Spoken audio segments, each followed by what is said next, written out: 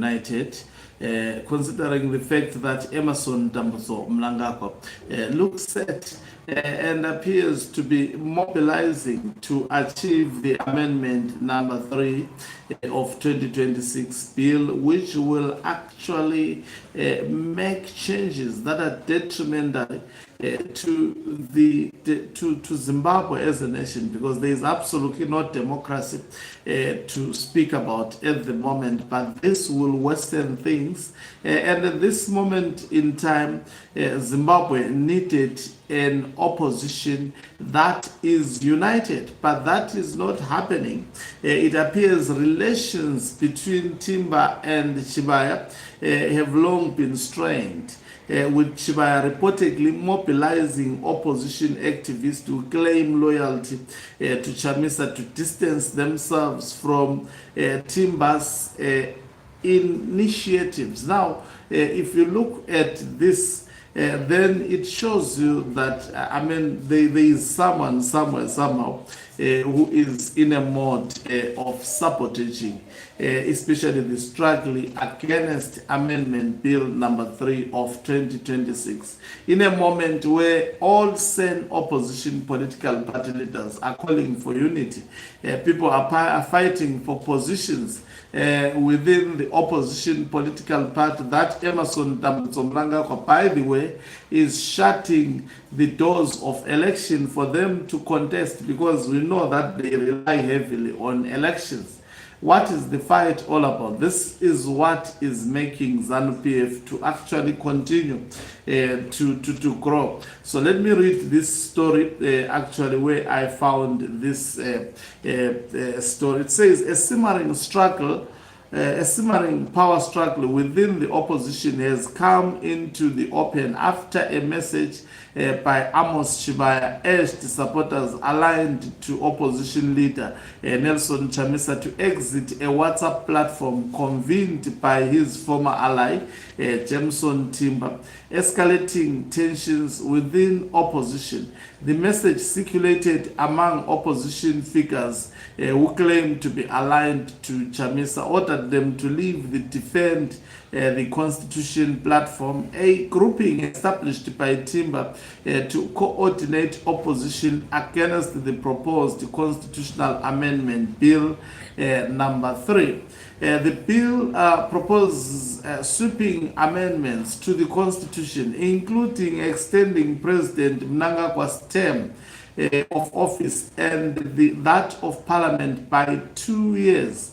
Timba, who assumed leadership of the Citizens Coalition for Change as administrator following Chamisa's resignation from the party in January 2024, says DCP was not a political party, but an initiative to challenge the proposed constitutional changes. However, relations between Timba and Chibaya have long been strained, with Chibaya reportedly mobilizing opposition activists who claim loyalty to Chamisa to distance themselves from Timba's initiatives.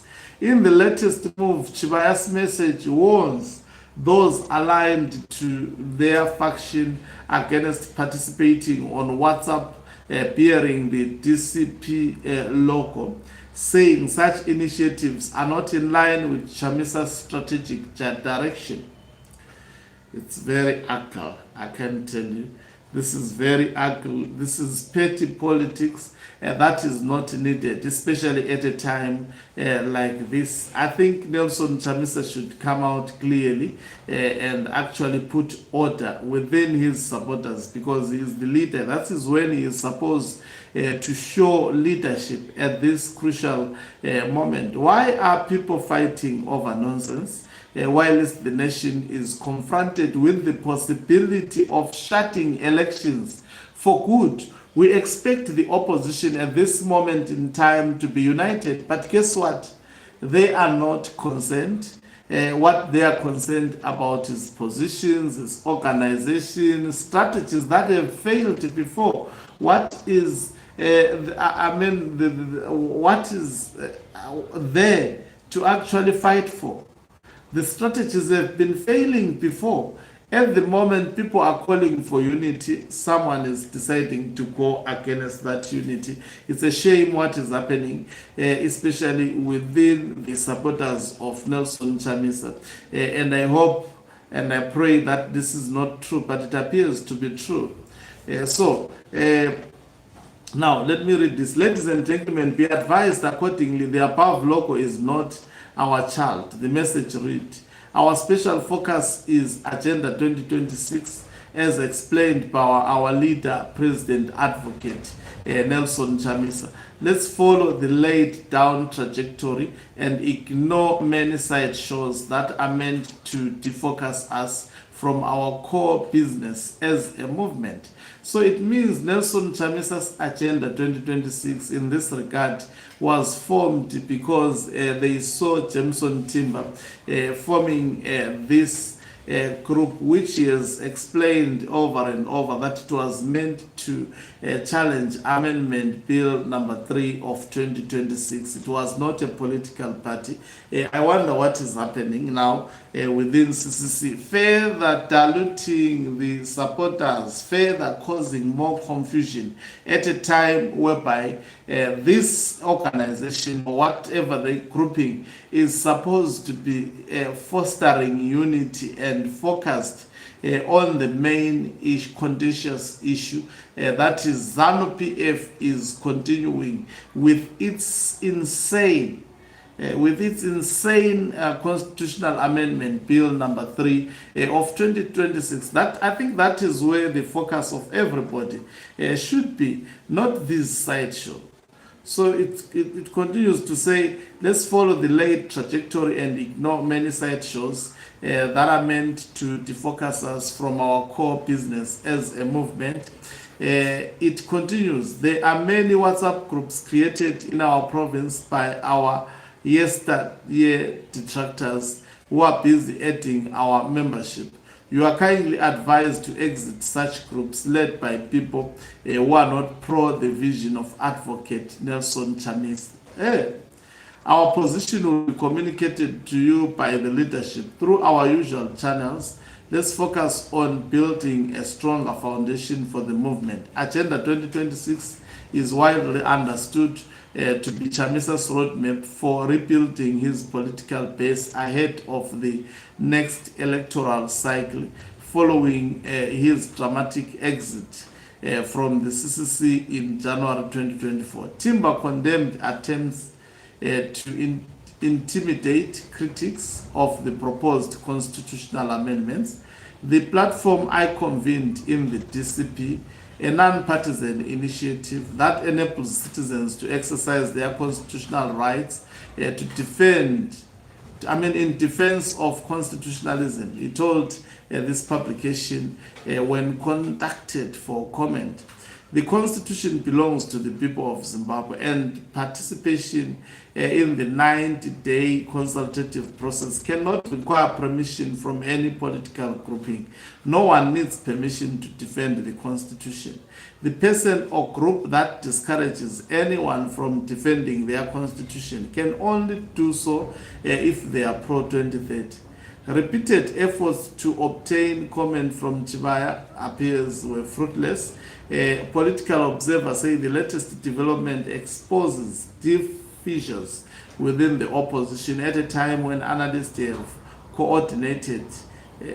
have said coordination is crucial in responding to constitutional reform that critics argue could undermine democratic safeguards. So this is really disappointing to the core. I must attest to that. Even Wopol Chinono has made this comment that this is one of the main reasons ZANU-PF goes to bed and sleeps soundly.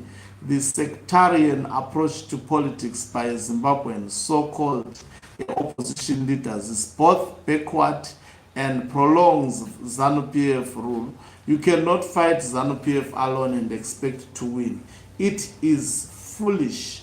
It is indeed foolish if that is happening. It is indeed foolish. Takuto said, sadly, it doesn't only apply to politics. It's the nature. It's why we have so many church denominations yet praying to the same God. This we can't change, even though unity of purpose works greatly in favor. Someone says, is this news day true? Part of the reasons for fragmentation in the opposition is your inability to take the initiative in the messaging space. Others will do it for you, and sometimes not in the most flattered manner. Someone says it's very sad.